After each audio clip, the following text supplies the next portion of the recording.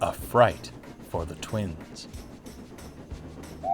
After Duck left to run his branch line, Donald and Douglas took turns shunting at the big station. The trucks and coaches gave them no trouble, and the yard was kept ship-shape. The other tender engines were grateful. They didn't like shunting one bit.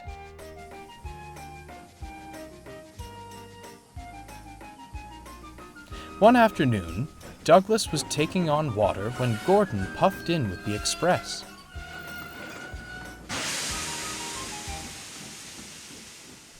Douglas took the coaches to the carriage shed.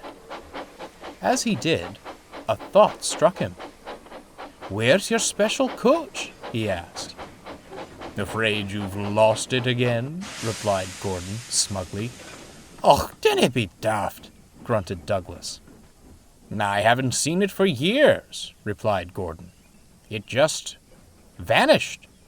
Strange coach it was, stuck out like a sore buffer on my express.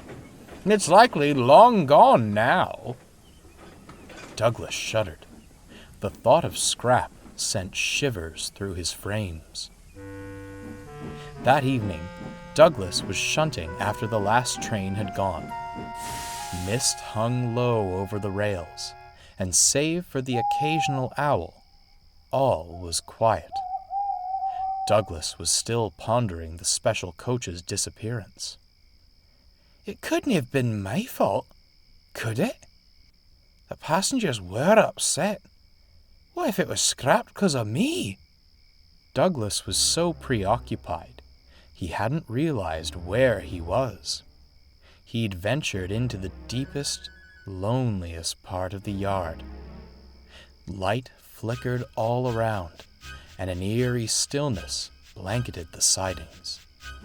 He was just leaving the trucks when...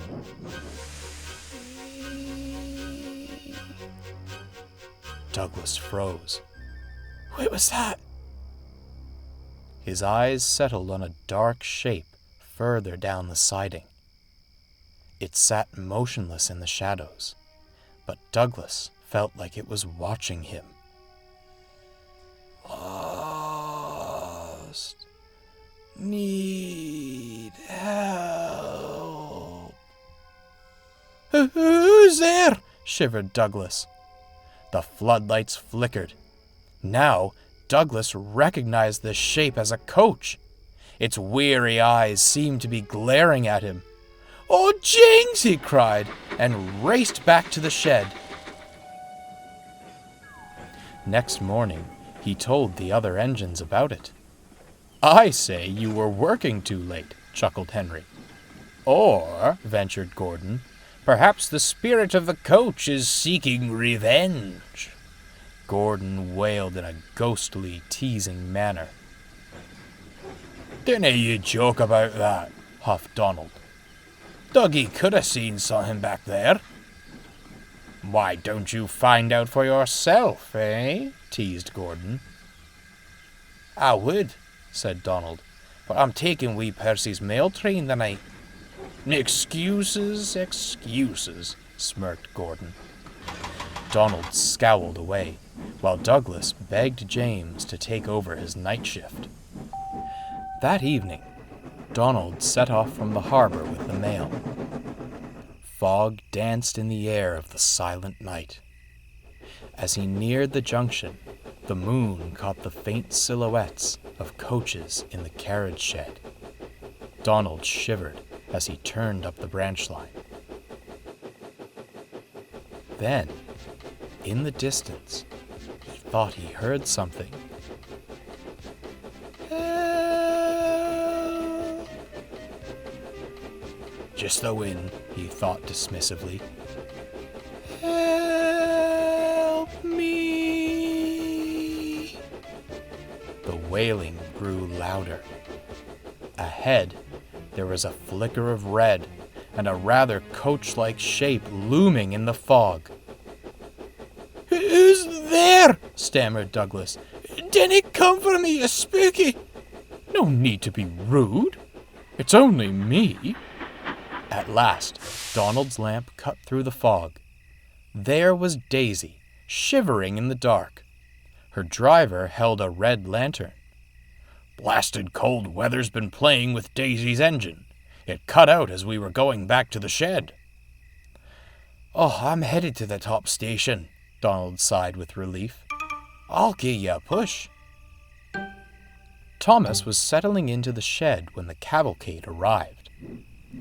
A rail car and mail cars? My, Donald, that's quite the train. "Took him long enough to realize it was me," flounced Daisy. "What was all that ghost claptrap about?" Donald explained his twins' encounter. "Take my advice," chuckled Thomas. "When you want proper gossip, don't listen to Gordon. He may pull the express, but he's barely so much as looked in the carriage shed. Let me tell you what happened." The next morning, Donald led Douglas back to the deepest part of the yard. "I didn't like this, Donald," whimpered Douglas. "I tell you what I saw." "Oh, quit your blithering and come on, would ye? You'll see." Deeper and deeper into the yard they went. Douglas grew more nervous with every wheel turn. Suddenly, "There it is!" he cried.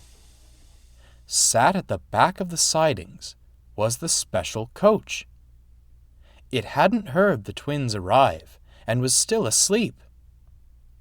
"Help, lost, forgot me."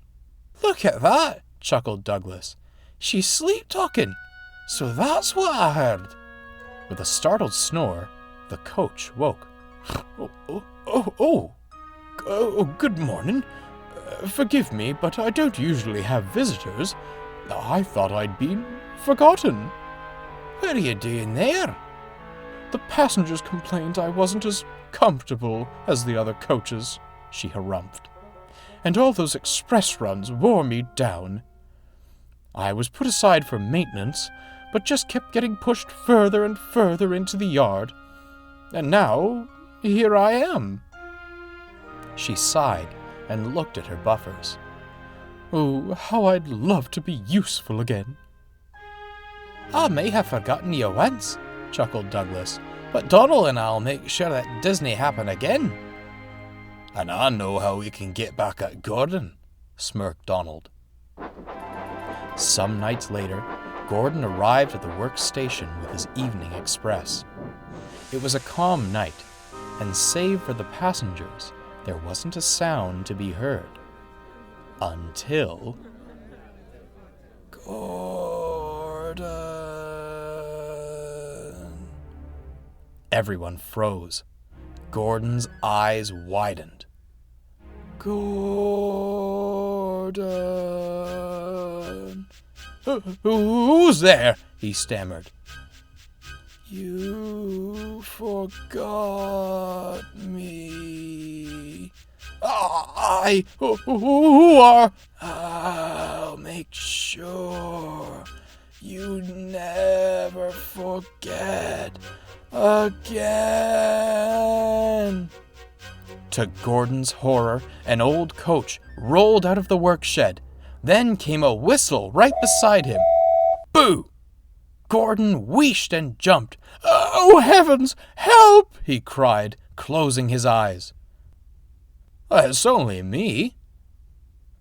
Gordon opened his eyes and found Donald next to him, while Douglas crept out of the work shed with the coach.